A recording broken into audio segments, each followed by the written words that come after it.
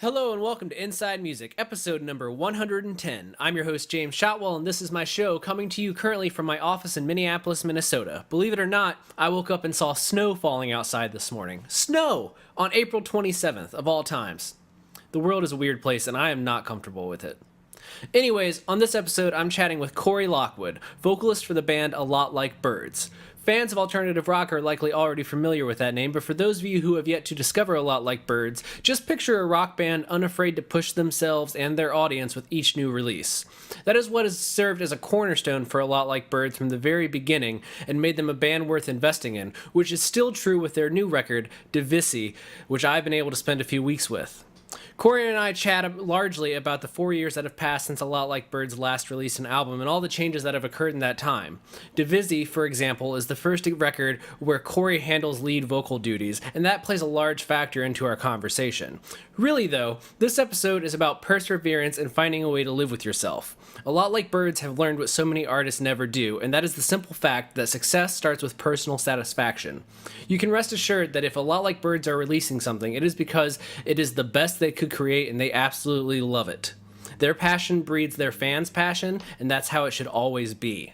Now, I don't want to waste too much time talking up a conversation that you can easily just hear when I shut up, so let's just get all the necessary information out of the way, and we'll dive right in. I assume if you're listening to this, that there's a really good chance that you're a musician, you work with musicians, you know musicians, or you one day dream of being one of those things. Whatever the case, if you want to be taken seriously when promoting new music these days, you need to present your material in a way that is customized to your brand. That's where Holics comes in. Holics is the music industry's leading digital promotional distribution tool. Their platform makes it easy to create and send beautiful, custom promos in minutes. Even better, Holics offers watermarking and anti-piracy tools to ensure your music only reaches the people you intend to hear it. Get your first 30 days of Holics free by visiting holics.com. That's HAULIX.com. The music you hear in this week's episode is pulled from A Lot Like Birds' new album, again titled Divisi, which arrives in stores on May 5th. The band is actually on a headlining tour right now, and if you see them before May 5th, you can buy the record at their merch table. The song I chose for this show is titled For Shelley, Unheard, and I think it gives you a pretty good idea of what the band is doing with this record. Longtime fans will instantly recognize that it is a little bit different than what's come before, and that's a good thing, because the band is heading in a great new direction that I think is going to start a lot of conversation. Anyways, that's the name of the song that's on the show this week, and I think that covers everything I have. So once again, you're about to hear For Shelley Unheard from A Lot Like Birds. You can find the full song online right now, and if you wait until May 5th, you can hear the full record, again titled Divisi. Thank you so much for listening. Enjoy the show.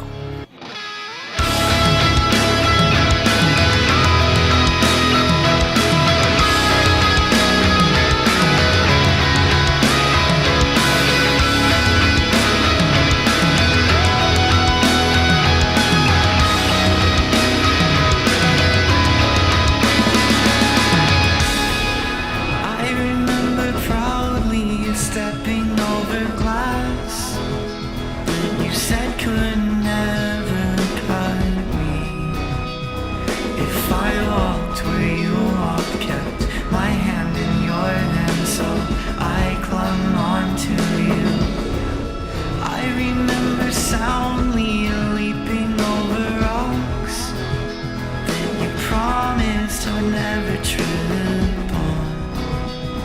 If I kept my eyes up, nothing would surprise us. I always wondered how you never seem to fall.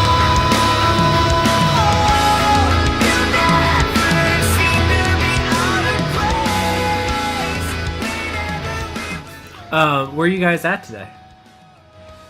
We are on our way to El Paso. We played in Albuquerque last night. How was that? It was awesome. It was our first time playing the new material in front of a lot of audience, so it was just we weren't sure what to expect, and it was extremely fun, and like we're all sort of still on a high from it. Was this your first show of 2017? It was, yeah. Oh, wow. Shaking the dust off. Yeah, exactly. Yeah, it's been, our last tour was last year around this same time, and then when we got back from that, we spent the whole time just writing and recording. So it has certainly been a minute. Yeah, definitely. Well, I'm glad to hear it went well. And that was the kickoff of the headlining tour? It is. Yeah, it was. Oh, it has to be a little nerve-wracking to have so much time off from the road and then be like, we're going to go back out and we're going to close every night. Yeah. I think we were all super nervous about it, but we have this tendency to always sort of pile on as much pressure as we possibly can, because we all work under pressure very well. So we decided, okay, we're not only going to do our first tour in over a year, but we're going to do a headliner playing all this new material, and we're going to play the longest set we've ever played. And just like, we just kept adding thing after thing that we wanted to do. And I guess it's one of those just high risk, high reward kind of things for us. And what is it like in the time, I guess, before a tour? Are you one of those bands that practices like every day? You practice once a week? How's that go for you guys? We haven't always been that kind of band. We tended to sort of practice a little bit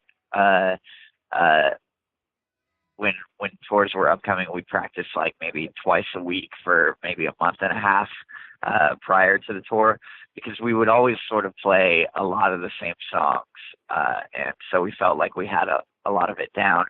What with everything being so completely new with this record, and us wanting to sort of up the ante and play a lot of new material, we practiced as often as we possibly could. We were practicing at least like 4 or 5 times a week. That's crazy. I guess that's what you kind of have to do, though, right? It's what you got to do. Yeah, exactly.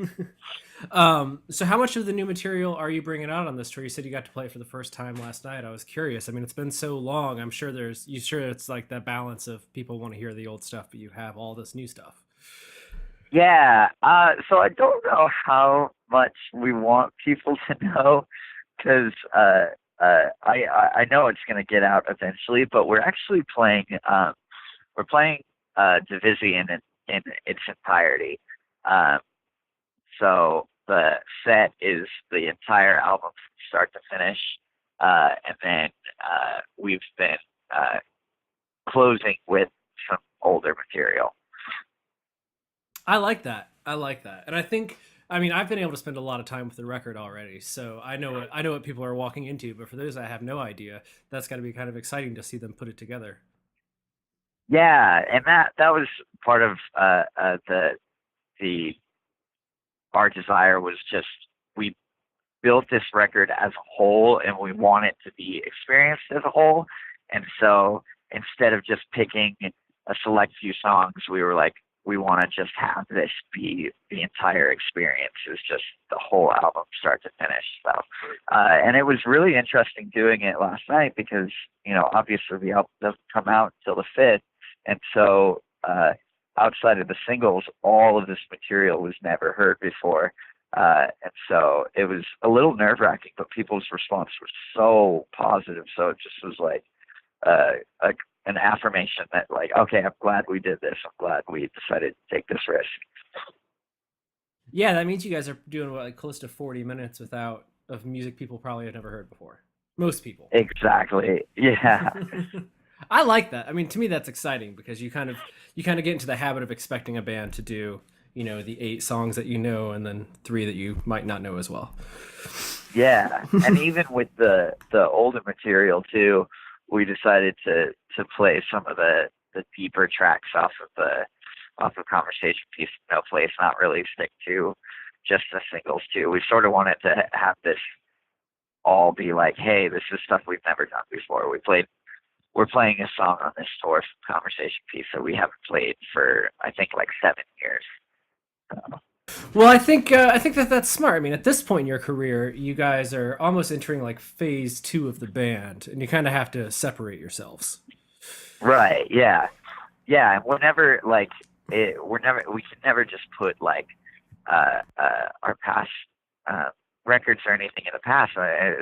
They mean the world to us, but as you evolve as an artist, you try to find a way to incorporate older stuff with your new material, and finding that mix is it's difficult when the change is the more drastic the change, the harder it is to walk that line and to blend it seamlessly. It's hard to play a song like Think Dirty Out Loud directly into a song that has no screaming whatsoever. So yeah, I think that's another reason why it's probably best for people to hear Divisi in this setting, where they'll hear it all back to back, and it'll make a lot more sense than trying to mash it up with everything else, because it does stand apart.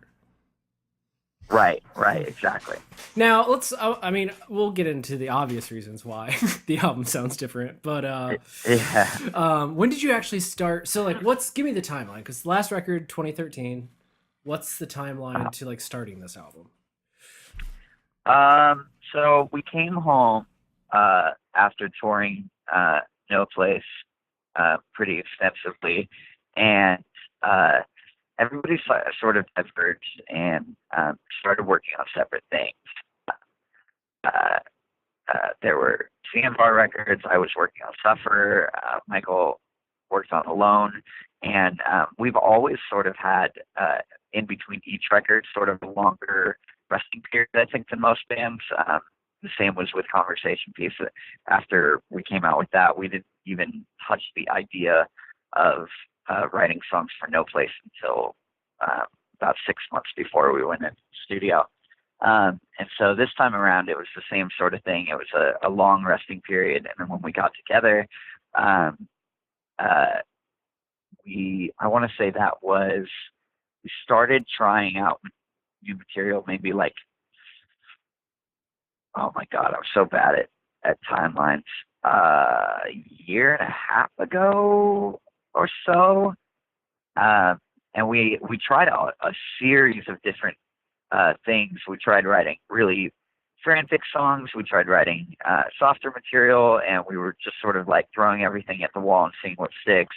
And we even actually tracked out some demos for some different songs that were just like really, really heavy, like really chaotic. And they just sort of felt forced, and we didn't feel like we were adding anything new to that idea, to that style of music. And so for us, if we don't feel like we're doing something new or different, it doesn't interest us. At the end of the day, we have to be like, we can't be bored by what we're doing. And so we were like, okay, let's try something completely new. And that sort of birthed the songs for Divisi.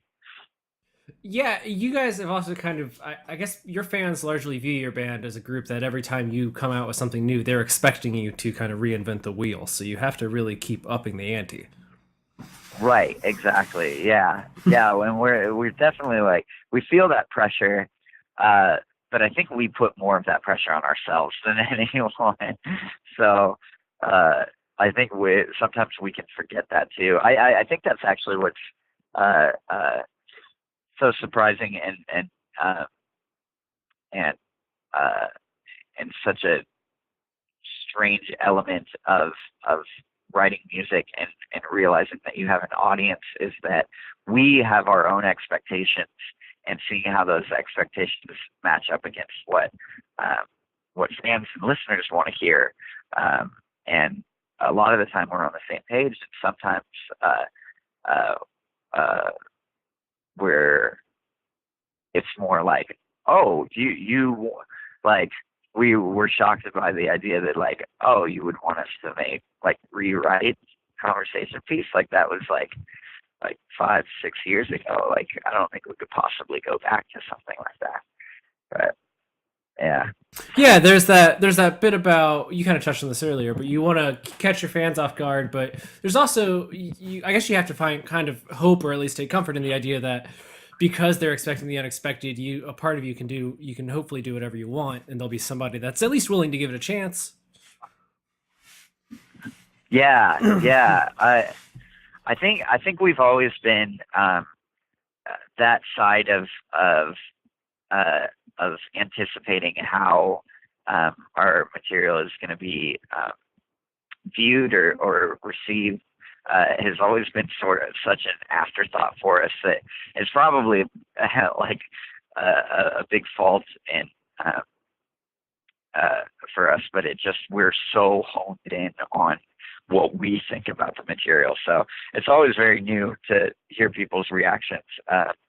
And especially when it comes to like picking singles are difficult for us. We are so album oriented with our process that selecting little like 4-minute segments of this entire hour-long album that we created is difficult for us. We're like, oh, we have to show people. Why can't we just show them everything?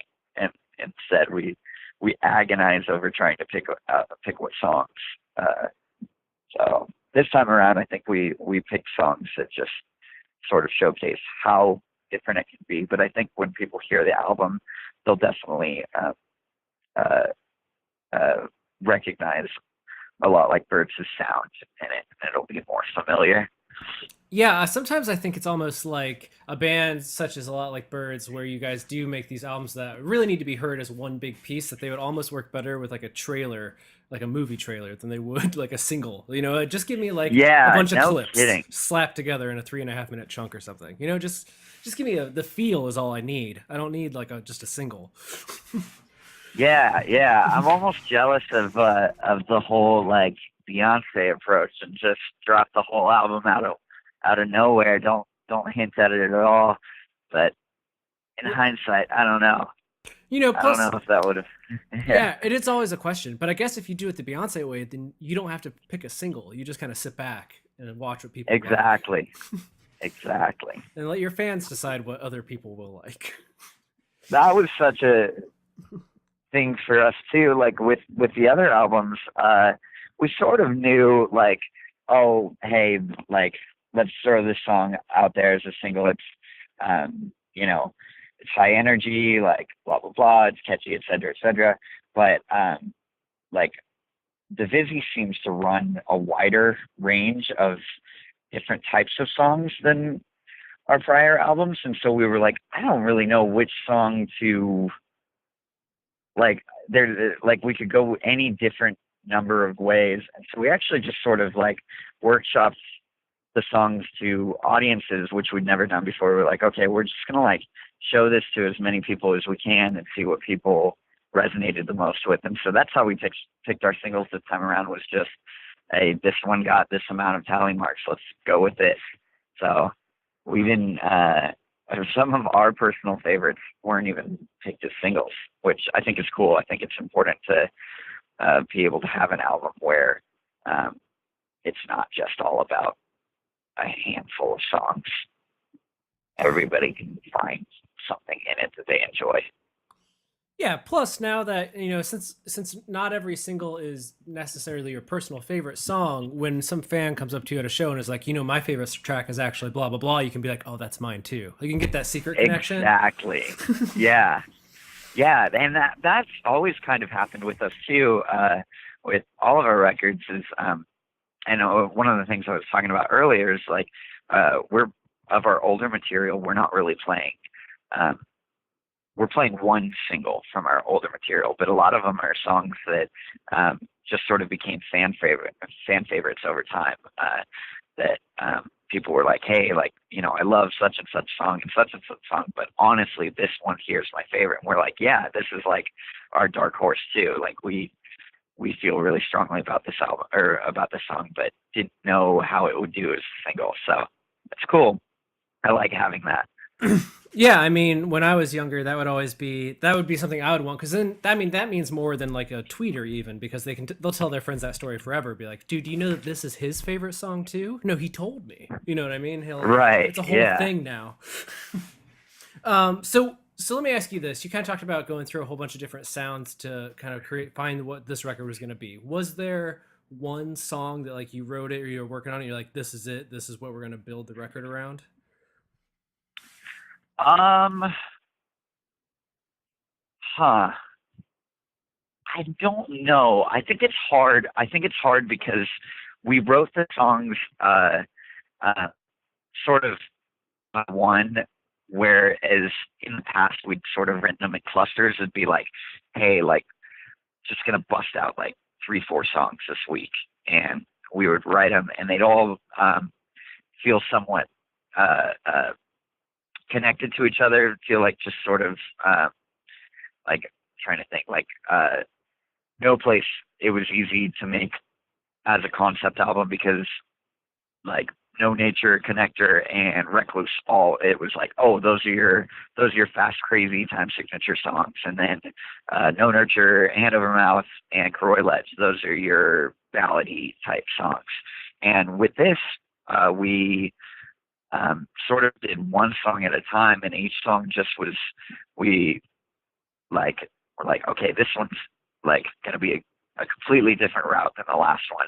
And so there was never like any connecting song. It wasn't like, okay, this is the feel that we're going for. This is like what we're going to try to like emulate. It was sort of just like, let's keep writing songs. Like, let's keep writing whatever comes to mind and connect it the best we can through the lyrical content and just hope it connects naturally. And I feel like it did, but still maintain that diversity because of the way we approached it. And that approach kind of feeds into the meaning behind the title, or at least it can. The idea of a whole bunch of different pieces kind of doing their own part. Yeah, exactly. Like that, Divisi was representative of sort of just the whole process. Like, the idea that we were maintaining the same style in a way, but doing it in such a divergent way. So that idea of something being different and the same at the same time. Do you feel that this record kind of sets a tone for where you guys might go from here? Because I do feel like, I mean, it is a start. There are some moments where you're like, oh, I can't believe this is the same band from the first record. And in some ways, I guess it's not. Right. But I wonder, I know that I've done some other interviews with bands that take a step where it's like, oh, we're kind of taking a change of direction. And then they'll say, then I have to ask, like, do you think that this sets up do you keep following this path, or do you think you adjust again? I don't know. I guess you have like 3 years to figure it out based on history. Yeah, I think the honest answer is that we never know what we're going to do until it comes up. We don't really. I know a lot of bands come out of the studio and they start working on new material. Maybe they feel inspired by, oh my God, now that we've finally tracked all these songs, like, I want to write this, I want to do that. But for us, it's never been that way. We sort of need that time period of like, okay, let's take a year to ourselves or so, and then see how we've grown as musicians afterwards, and just sort of do whatever comes naturally. I think there is somewhat of a line that can be followed from the Conversation piece into No Place, and how we moved more from the idea of upbeat and like focusing on our songs being catchy and all over the place, to No Place sort of honing in and making sure that each song captured a specific emotion or a specific feel to it. And so I think in some ways Divisi is just a larger extension of that. It's really, really trying to tap into just how the song feels, but I don't know where that goes naturally. I think it would be impossible for any one of us to say, okay, so yeah, our next album will probably be like heavier or more like mellow or anything like that. It would just be kind of guessing, I think. No, but I like that. I think it's smart not to plan it out that far ahead. I've been thinking about that a lot, just in life in general. That, I mean, you can plan it out now, but when you guys actually get around to making the record, it could be different anyway. So why stress? Yeah, and I think that's sort of why we hit this weird spot when we were first writing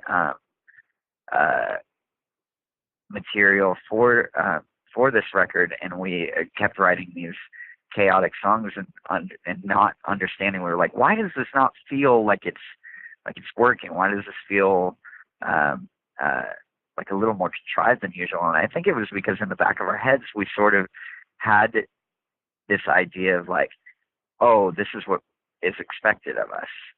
Let's do this thing that we've done a million times. And so I think it did come together better when we went, okay, do away with that. Like no plans, no outline, no anything, just fluid, just writing. So I've been like I said, I spent a lot of time with the record, and I was excited to see you guys put The Sound of Us out because I really dig Shelley. I think that's a powerful song into itself, but there's something about the lyricism in particular on The Sound of Us that I think really does set a tone for the record, even if it might not reflect every song on the album. But I think some of the themes that you first notice on Shelley kind of come back around on this one, and I like the way there's just it's cold but in a warm way, if that makes any sense to you. Yeah. No, that really does. It's actually a really good way to put it. That whole song was this idea of that dichotomy between it literally takes place in space, like in order to express that sort of that distance, that coldness, but be a song about how there used to be a connection and something warm and not so distant in it. So it's that whole idea of the two contrasts there. So yeah, that's a really cool way to describe that. Yeah, I didn't know if it made any sense. I was actually trying to write it down earlier as I was preparing for this, and I was like, that's only going to make sense if I say it out loud. If you read it, it just looks like I don't know what I'm talking about. But no, I think there's a lot of talk. I mean, I think the record has a lot of these ideas of like connection, lost connection, the meaning of a connection, and I guess kind of what you do when it's out of your control. Right. Do you think you found any answers in all of that? I mean, in writing the record? I feel like I never. This is gonna sound so depressing. But I feel like I never really like have like these aha moments or like learn anything from my writing. I think it's more these emotional sentences rather than questions. It's these. So this has been my experience in relationships in this way, and so Sound of Us is what happens when they end and when you misinterpret there being a connection in just small things like the silence you spent together and not realizing that silence was because there was nothing there to begin with. And so I think a lot of the songs can be sort of defeatist, like bleak outlooks on things, which I don't know. I guess it's just what comes out naturally for me. I've never written a song and then been like, hey, like I'm looking at this, and experience it a different way. I think it's more just like I've gestated on something that's happened in my life, and this is what came out. This is the end result. My sort of verdict on how I feel about it. Yeah, there's like miniature aha moments in there because at least you find a way to get that idea out of your head.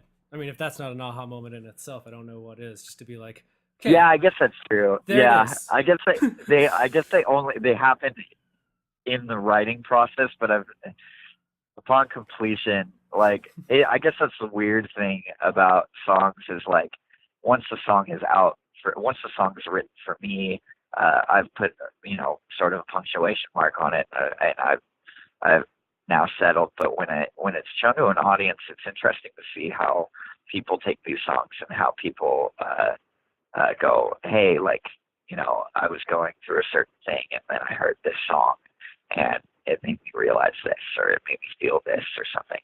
So it's a really unique way to get to experience my absolutes that I've written that are unchanging can maybe change somebody else.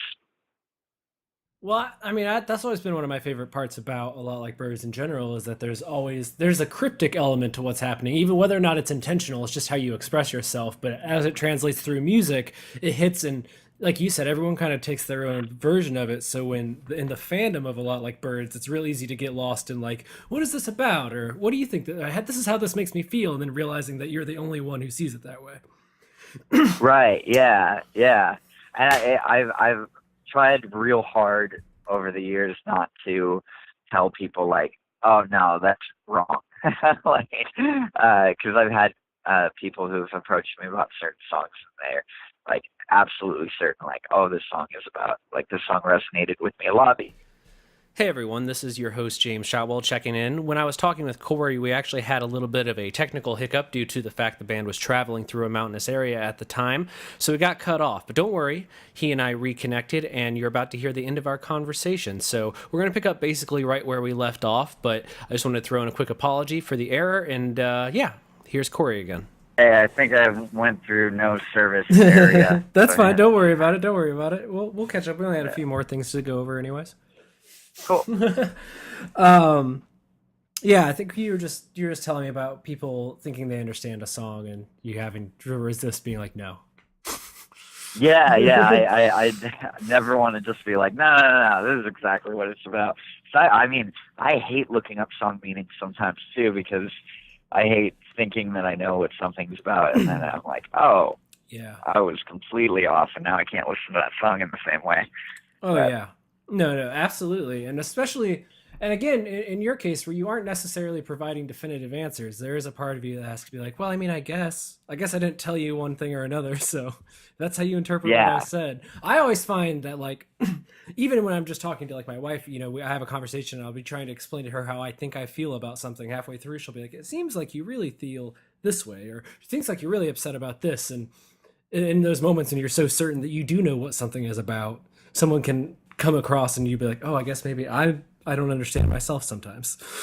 Right. Yeah. So there is that element that someone could suggest and just be like, oh, I guess the song could be about that. Yeah. Well, for you, when you're looking at a record like this, it's a pretty important record, I would say, in the career of the band. And you've made a lot of changes, and sonically, and obviously, you know, Kurt's not around. You've moved on up into like the full-on frontman position at this point. For you, I guess, what makes this record a success, or is it already a success just because you like how it sounds? Like, do you set bars like that for your work? I think we all just. It's sort of, just sort of how we each feel about it. And I think for me personally, it was, this massive, massive challenge that I've never worked harder on a record than I did on this one. And I've never agonized and been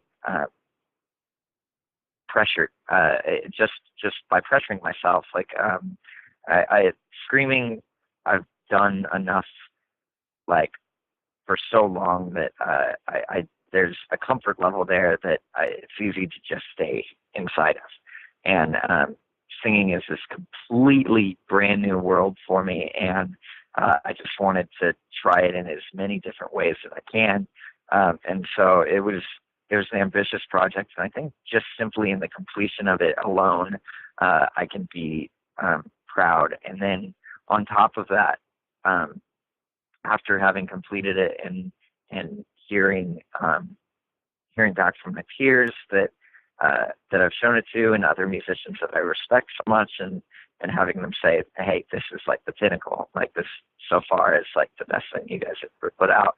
That's to me just like that's enough affirmation. If every other person in the world hated the record, I wouldn't care. Like, now, is that how you've always felt, or is that like the mature adult in you being like, nah, personal satisfaction is what matters? Yeah, I think that would have been a harder sentiment for me to uphold.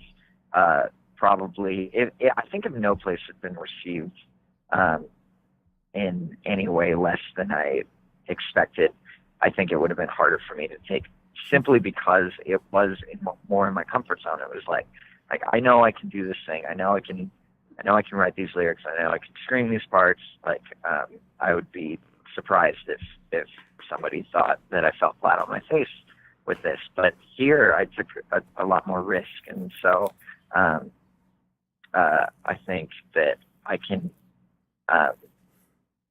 be prepared. Like, I guess, like, as long as I feel that I did well, then I'm settled in that. Like, as long as at some point, because there was so much rewriting. I would write parts over and over and over, and I just was like, this isn't good enough. Like, this isn't right. And so I never really felt that way before. I kind of felt like, oh, I like this part works. Like this, you know, I can settle on this. I was sort of more of a perfectionist on this album than most. No, I think I totally get that. I do think it's something that I like to hear from people that have been in the industry as long as you have. There definitely comes this, like, as you evolve and you don't necessarily get comfortable, but you really develop that self-reliance, and like you realize that, I mean, the industry is going to do what it does, but if you like what you're doing, then I mean that's all that really matters at the end of the day. Right. Yeah. You can only control the rest of it very little. Yeah, exactly. So you guys just started this tour, and it rolls. How long does it go? We finish, I think the last date's June 2nd. And you'll probably just continue rolling on down the road for the rest of the year, on and off. Yeah. We're looking at some other tours. Nothing we can, like, for sure solidify yet, but we've got some really exciting stuff that I can't wait to finally be able to talk about, but further down the road I'll be able to. And right now, as we're talking, we're only, I guess, 9 days from the release of the record. Finally. Is it 9 days? Yeah. I haven't even been. Yeah. I guess it's Wednesday. It's crazy. I haven't even thought about that aspect. I'm just focused on playing the songs live, which is so weird. That means it's 9 days of until it's. I mean, we're selling the record at